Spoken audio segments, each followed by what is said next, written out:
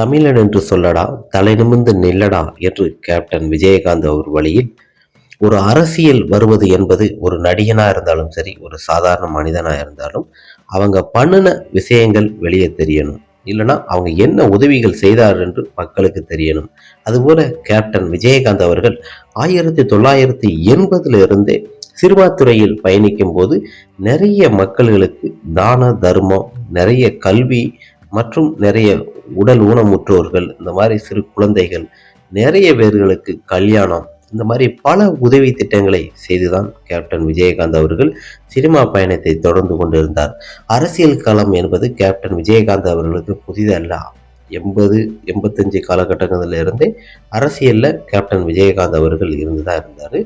அரசியல் கட்சி என்பது 2005க்கு பிறகு இருந்தாலும் அவர் செய்த தான தர்ம திட்டங்களை தான் அவரை இந்த இடத்துக்கு கொண்டு வந்தது. இத்தனை பேரும் புகழ் இருக்கிறது.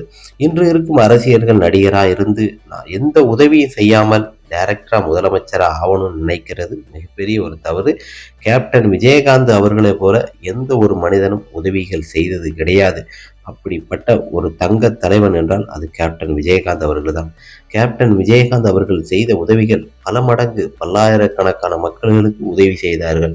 சிம்மாசனம் என்றாலே அது கேப்டன் விஜயகாந்த் அவர்களுக்கு மட்டுமே. அரசியல் வருவது முன் நாம் என்ன செய்தோம் என்று